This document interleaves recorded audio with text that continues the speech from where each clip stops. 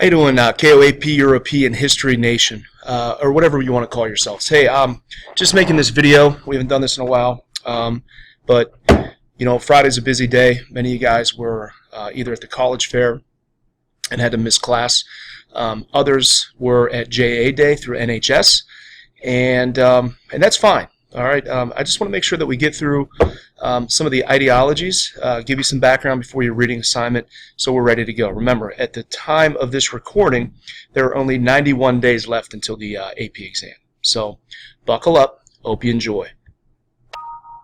Okay, so as we mentioned, this is going to be ideologies and the revolutions. We're going to pick up right where we left off with the Congress of Vienna and the conservative order. Here are a list of the terms that by the end of this, hopefully you'll have a better understanding of. Some of this stuff will be in the new reading assignment. Some of this stuff is some of the material that you covered already and coincides with your textbook, which again is Western Civilization, Jackson J. Spielvogel. So we talked a little bit about yesterday in class, conservatism, Edmund Burke, how he was a moderate conservative. You know, he wasn't a diehard like perhaps we mentioned with Joseph de Maistre. You know, in reality, Burke believed in natural laws that govern society, but he was cool with a little bit of mobility, a little bit of change. And we gave the example that he actually supported the American Revolution because he saw it like the events that unfolded in England, his nation, in 1688. And again, of course, I'm referring to the Glorious Revolution. We also mentioned that he didn't like the French Revolution because he felt that it had destroyed everything good, bad, indifferent, and in between, in the name of vengeance. So what we need to get through is the problems that the conservatives had. And if you remember yesterday, this is about where I left off in period 4 and period 5. The Congress of Vienna established a precedence that, you know, these powers that be would meet every so often and, you know, kind of keep the concert going, keep the tune of conservatism playing. Hopefully that's what Metternich had desired. At their second meeting in Treptow, which again, I don't know if I'm pronouncing that right, but we talked a little bit about Bourbon King Ferdinand VII being placed on the throne, you know, as the Spanish had defeated Napoleon, and the conservative orders and the conservative powers that be wanted to reestablish legitimate rulers. We talked about that, and in this case, the Bourbon King Ferdinand VII was the legitimate ruler of the throne of Spain. Now, we talked about initially, you know, following the defeat of Napoleon, it was kind of sexy. It was kind of the in thing to do for even monarchs. We'll see this happen in Prussia, to start talking about, hey, you know, we're going to rule in accordance with some of these enlightened principles, some of these liberal ideals. And Ferdinand actually promised to rule in accordance to a written constitution. However, once he took power, he dissolved the parliament there, which was called the Cortes, and basically ruled solo. If you read, in 1820, a group of army officers, and again, a lot of army officers had interacted with French soldiers and French officers, and they were very, very much intrigued by a lot of the idealism and liberal ideals of the French Revolution, and you know, even some of the changes that Napoleon had made in the French army. That's one of the reasons why they had an advantage early on against these other nations. But Ferdinand was going to send these guys to suppress a revolt in Latin America. As we know that there were a lot of Latin American revolutions during the Napoleonic Wars. As the European powers were battling, they were preoccupied with defeating Napoleon. Some of the Latin American countries decided, hey, that's our chance for a revolt. So he was going to suppress the revolt and kind of reinstill or reinstate Spanish dominance in their colonies. However, these army officers decided, you know what, we're not going to go over there. They rebelled, and they actually took the king prisoner, and they forced him to abide by a constitution. The revolt was successful because what ends up happening here, I should say initially successful, because it made a chain reaction occur in Portugal and Naples. There was unrest there. We'll talk a little bit about that, young Italy, and you know, Italy's going to rebel against certain rulers, certain puppet rulers of, usually they're puppets of Austria. But anyway, getting a little bit too ahead of myself, let's get back down to earth. This wasn't in accordance. Metternich, the chief of police here in the Congress of Vienna, got angry, sent in troops of his alliance into action. So there was a counter-revolution. And this is kind of where we see a little bit of a split in the concert. And it's going to be England, it's going to be Britain that didn't always want to play along with the same tune. In fact, they came and said, you know what, we're not sending troops. We never agreed to use our Navy to interfere with other maritime powers. They said we only promise to get involved if it involves France. This isn't France, this is Spain. So, Metternich kind of had to take the bull by the horns by themselves, which he was all too willing to do, believe me. And they met again a little bit later at Liebeck, and for the third time, and England didn't even attend. However, they did authorize sending Austrian forces into action in Spain. As long as England didn't have to do it, they were cool with it. But we kind of see England start to play its own tune. We also talked about England really technically is the most powerful country in Europe at this time.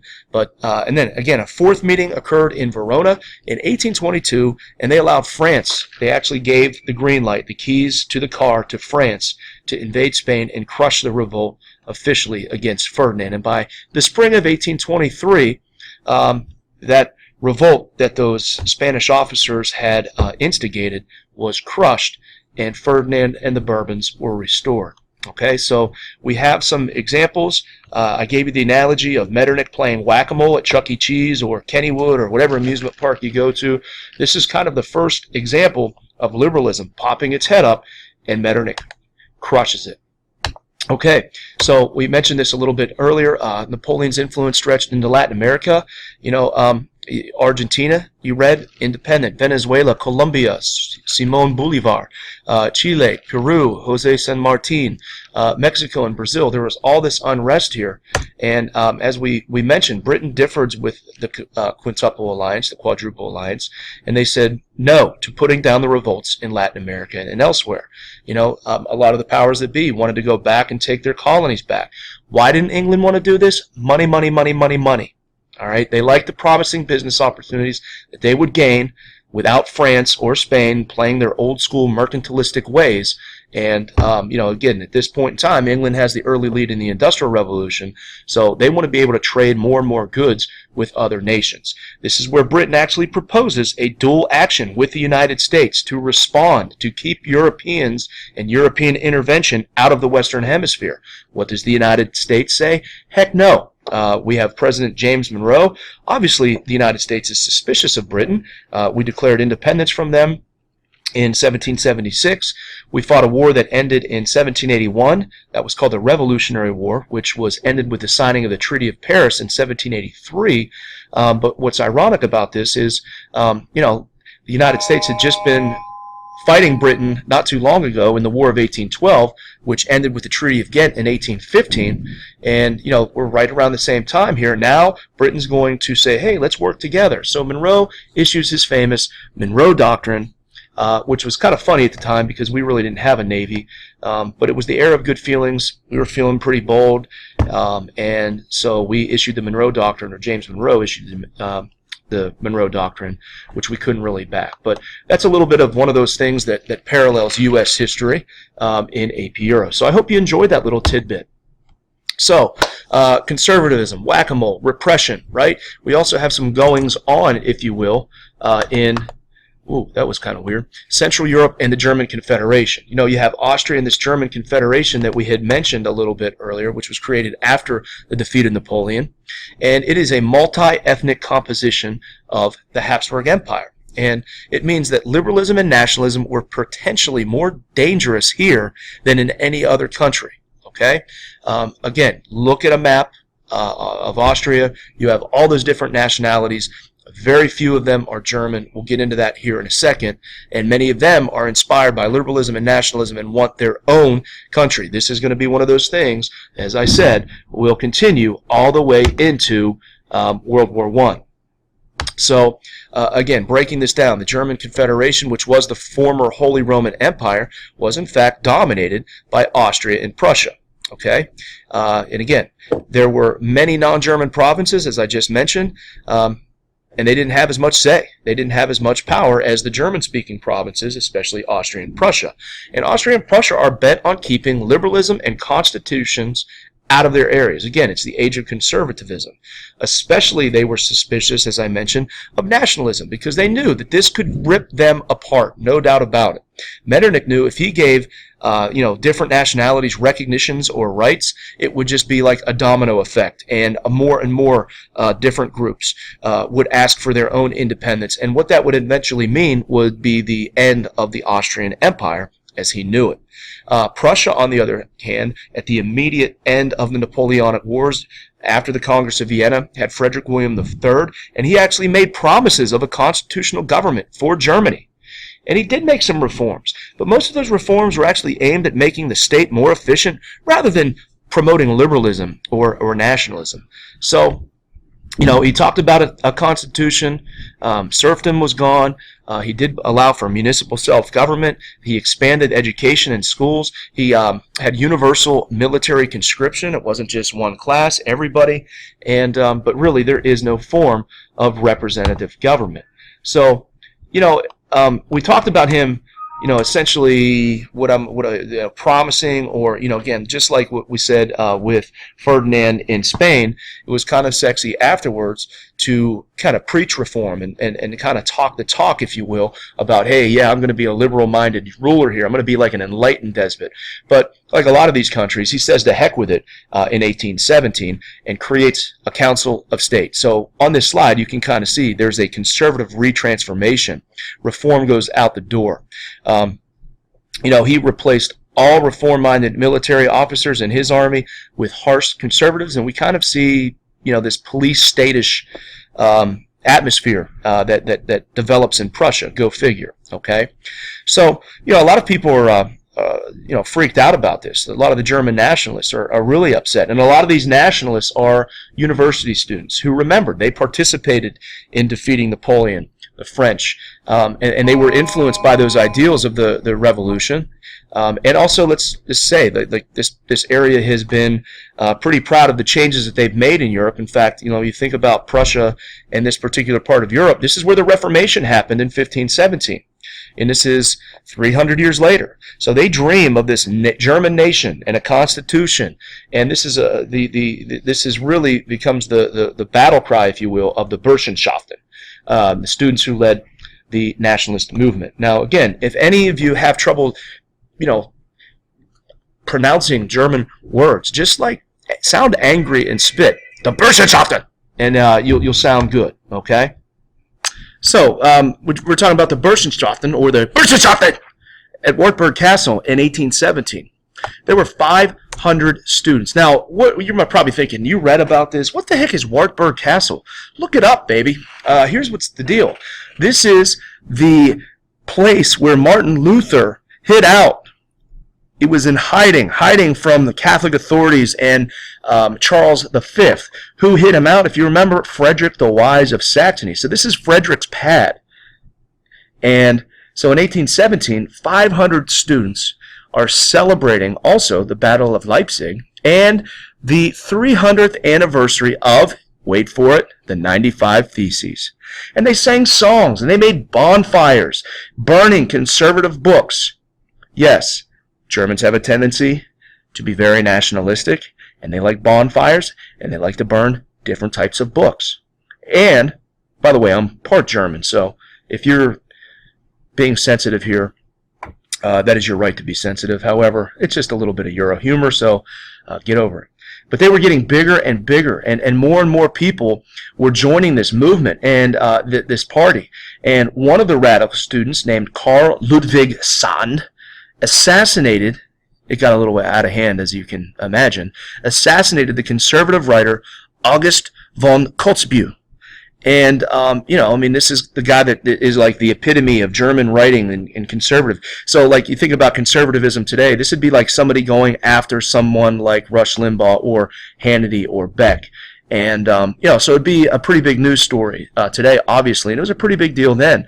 And, the architect of the Concert of Europe and Mr. Conservative Police guy himself, Metternich, had enough. He reacted. And what they called was something called the Carlsbad Diet. And this is in 1819. And basically what they did, we talked about the Diet of Worms and earlier in the year. This is a diet called by Metternich and the emperor, and he cracks down on universities. He cracks down on liberals. He drives them underground with censorship and his police force. And the German Confederation, also known as the Bund, we talked about its purpose was to guarantee the independence of member states, but the other thing that they did by joint action was to preserve all German states from domestic order. So in the name of domestic order, this gave Metternich the green light to go after this movement. So, that is one of the, ugly faces. That's kind of a whack-a-mole example there if you want. And so I always like to tell my Euro kids, Metternich goes Metternich on them. All right? He used that unrest to dissolve the Burschenschaften. He made it illegal. He increased his censorship. He cut academic freedom and what the universities and the courses, what they could teach and what they could offer. However, listen, nationalism, again, it's there to stay. So, and again, that's number one problem for Metternich. We talked about that. Austria, multinational state, 11 peoples of different national origins. You have Czechs, Poles, Magyars, or the Hungarians, Slovaks, Romanians, Slovenes, Serbs, Italians, Muslims. I think I forgot some. But the German-speaking people, only make up a quarter of the population of the Austrian Empire, yet they dominate the government, they dominate the economy, they dominate the universities. And, a lot of the nationalities start demanding autonomy. Hey, we want a stake in this. If you're not going to give it to us, give us our own country. So this is, again, re-emphasizing why Metternich hated liberalism, why Metternich hated nationalism. Loves conservatism, though, just saying. So now we turn, ladies and gentlemen, to Great Britain. And this is kind of a holdover from Chapter 20. So reform in Great Britain was a little bit more interesting, if you will. I guess it depends on what side of the fence you are. And outside looking in, England, to a lot of people, as we've said during the Enlightenment, was the most enlightened nation in Europe. They had a constitutional monarchy with a solid parliament. They had social mobility, and they had basic civil rights guaranteed to them in their own Bill of Rights. But listen, inside looking out was a very different story. Only 8% of the population could actually vote for representatives in Parliament. And by the 1780s, people were demanding reform. We've talked about this in the early 1800s in Chapter 20. Even the Chartists. John Wilkes became a proponent of reform going back into the 1780s. And the French Revolution put Britain's old aristocracy into conservative panic mode. If we don't squash these ideas here, we could be next. We could have the next French Revolution in Britain, which sounds really stupid, but hopefully you get my stupid analogy. All right? And so the Conservative Party there, you need to know this, was the Tory Party. They were the conservatives against any change to the status quo. All right? So, again, they're fearful of the radicals abroad, but they also know, like anything else, there are radicals at home. They had defeated Napoleon, they ran the show, and this is what their goal was. They had to fight liberalism. They had to repress every kind of popular protest of the poor landless people, as well as the growing and powerful middle class, who were also reaping the benefits and wealth of the Industrial Revolution. So, really, the first step, and you need to know this big time, there was a DBQ years back on the Corn Laws, but the first step in this direction of conservatism was the revision of the Corn Laws in 1815. Now, the Corn Laws, you got to understand, were passed to regulate foreign trade and were in place for years. And basically what they did was they halted the importation of cheap grain from other countries. And, this was really one of those things that was a big deal during the Napoleonic Wars. Remember, Napoleon waged economic warfare against England and in the continental system. But this is one of those things. So to kind of rally the forces and make sure that their economy was okay during the war, the government began to step in and regulate foreign trade. Well, these weren't really needed anymore. After the defeat of Napoleon, why not bring in cheaper grain? That'll help the poor people, right? They're no longer at war with France. That would make sense. Get rid of the Corn Laws. They could get cheaper grain from Eastern Europe. But they weren't allowed. And as shortages occurred, prices skyrocket. They skyrocket and they go up.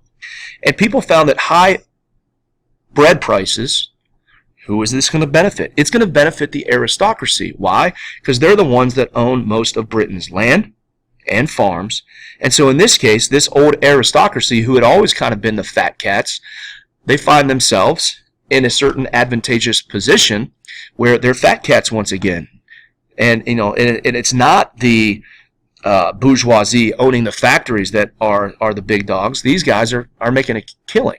So it's apparent that this is blatant. The Tories ram and bring back the Corn Laws. They don't disband them. They push them through Parliament because they still control Parliament. They prohibit the importation of foreign grain to benefit the wealthy landowners. Pretty selfish, pretty blatant.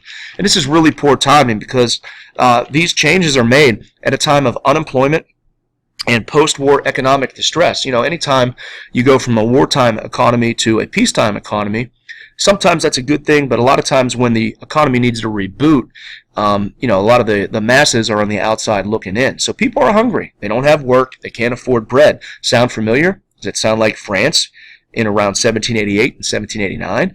I hope my students would say, yeah, Mr. Sig, that sounds a little bit like France on the eve of the French Revolution.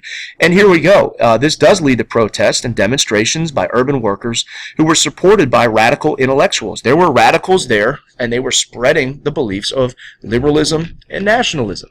So in 1817, the Tories suspend. There's a lot of unrest. There are protests. So what do the Tories do? They go conservative. They suspend peacetime habeas corpus for the first time in English history. And this was done by Prime Minister George Canning.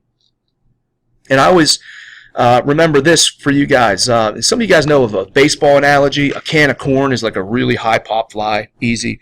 I'll tell you the story of it in class and where it comes from. But if you've heard that term, you want to associate the Prime Minister that was for the Corn Laws as George Canning. How do you remember that? Can of corn. George Can of Corn Canning, Corn Laws. Is it weird? Yeah, but it'll work. And in 1819, we'll get into this, he'll also implement something called the Gag Acts. Now, why? Well, you have a famous incident here, and here's live action footage for you, of the Peterloo Massacre. There was this enormous but orderly protest at St. Peter's Field in Manchester. There were about 60,000 people at this extravaganza, and they're protesting bread prices, they're protesting the Corn Laws, and you know the conservatives are like, we can't have this habeas corpus, we got to break this up. So they sick the cavalry on these people, you know, armed cavalry. They go in, and in the end, 11 people were killed, 400 wounded, including 100 women, and they nicknamed it in jest the Peterloo Massacre, in scornful jest to the British victory at Waterloo. Like, hey, you guys are awesome. You use your armed cavalry to kill 11 and wound 400 unarmed people just protesting, which is their constitutional right. Nice job, George Canning. And it really does. It demonstrates the government's determination to repress and stand fast, almost authoritarian-like. And yes, we're talking about England. So here, again, are some of the protesters. Here's the cavalry coming in. As you can see, their swords raising. Just a chilling image, I'm sure, for some of you. So in 1819, after Peterloo, Parliament passes the 6 Acts, also known, ladies and gentlemen, as the Gag Acts. And here's a famous cartoon of the Gag Acts. As you can see, his lips are sealed, he's all chained up, and you got some other stuff here with the Bill of Rights and Constitution.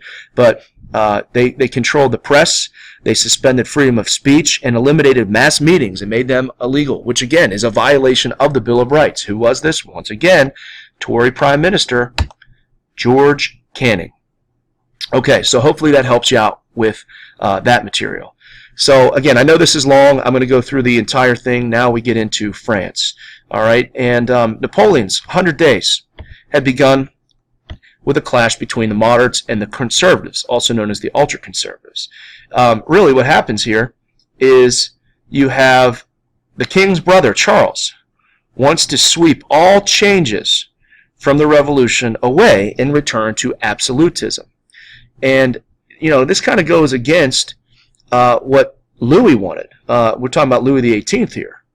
And Louis instead appointed a moderate royalist type of government, much to the dismay of the ultra-royalist. You know, and so, like I said, early on, it was kind of cool to be about liberalism. And this is what we see once again in post-Napoleon France. So this guy, Louis XVIII, passes the Charter of 1814.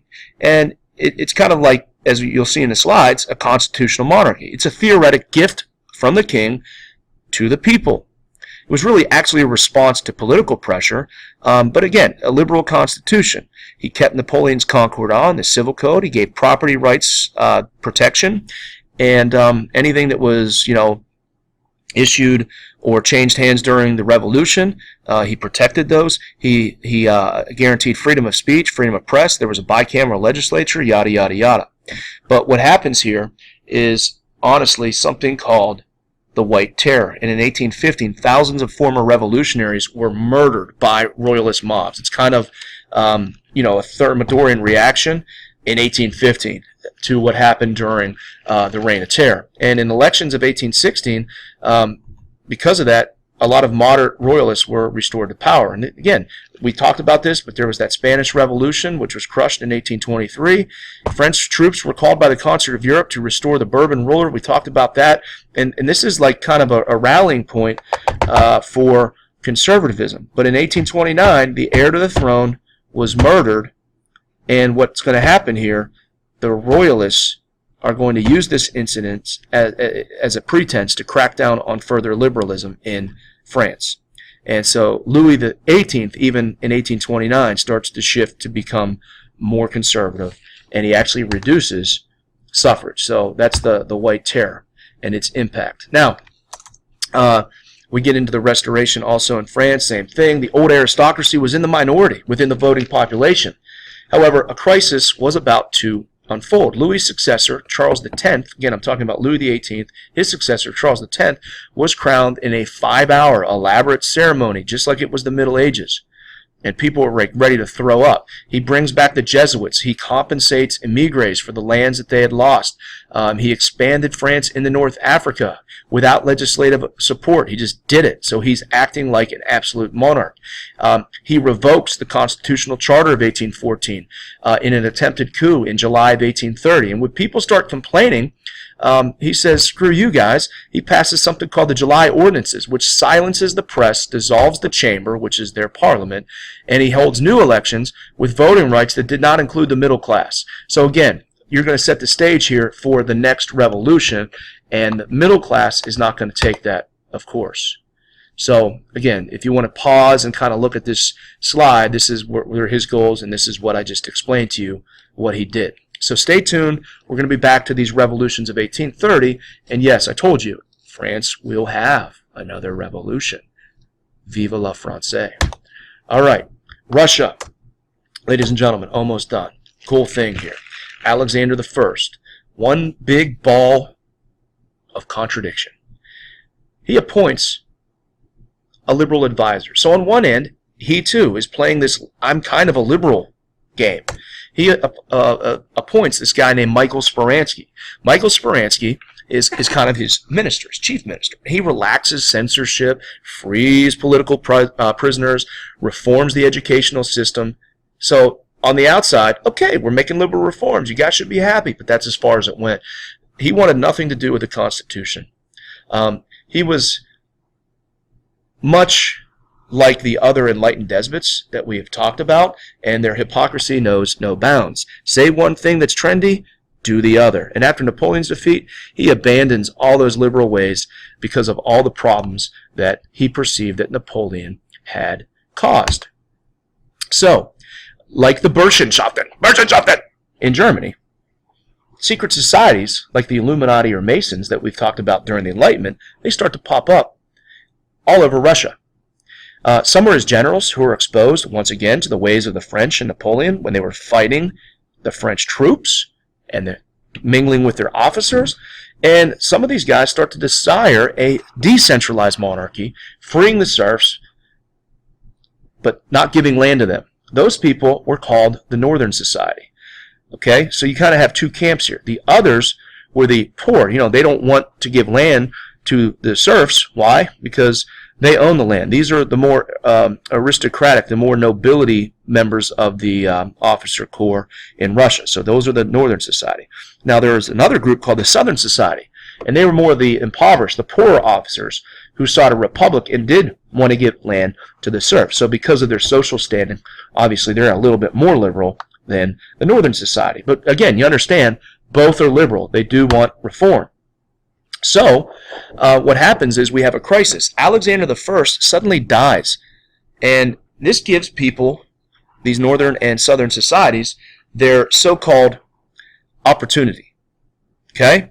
And, he had no son, so the title passes to his brother, Constantine, who married a woman not of royal blood. So we got a crisis here.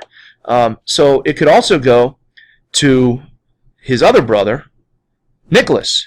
Okay? So which way are we going to go here? Nicholas was less popular than Constantine. He was a conservative and considered reactionary. So some of Nicholas's army officers reported that the leaders of the Northern Union or Northern Society were conspiring to overthrow him. And, despite early on not wanting to become czar, Nicholas kind of looks at this and says, wait a second, maybe I do want to become czar, and I can't let these guys bring Russia into the liberal age. So he says, all right, I'm ready to be czar. And on December 26, 1825, the army is scheduled to take an oath of allegiance, this is kind of standard procedure, to Nicholas as czar in St. Petersburg. All the regiments take the oath, except, wait for it, the Moscow Regiment, which is also a bunch of Northern Society members, or the Northern Union. And they called for a constitution, and they also called for Constantine to be the actual czar, because he was more liberal-minded. Nicholas said, not going to happen, brothers, comrades. So Nicholas orders the cavalry and military to attack them, and they obliged. And in the end, there were 60 dead, and they found 5 plotters within that Northern Society and executed them all. And later the Southern Society plotted, but he executed 5 of their leaders and sent hundreds and hundreds of people into exile in Siberia. And really what you have here with the Decembrist revolt, you might want to write this down, this is more or less the blueprint for the revolt in 1917 starting to form. The impoverished wanting land for the serfs. And, we'll talk about Lenin in 1917 promising people land, peace, and bread. So the results, this is the first rebellion in modern Russian history where rebels have specific political goals, and in their martyrdom, we talked about a revolt with Pugachev, but that was kind of chaotic and it wasn't as organized. But in their martyrdom, the Decembrists became to symbolize the dreams and ideals of all Russian liberals, and Nicholas was determined that his power would never again come into question, and he was afraid of change. And that's why in a lot of books you read that he was probably the most reactionary monarch of the era following Napoleon. So orthodoxy, autocracy, and nationalism was the cry. Ladies and gentlemen, that is all I have for you. If you missed class, this should catch you up to speed. You don't have to listen to it all at once, but I hope this helped. Thanks for tuning in. See you next time.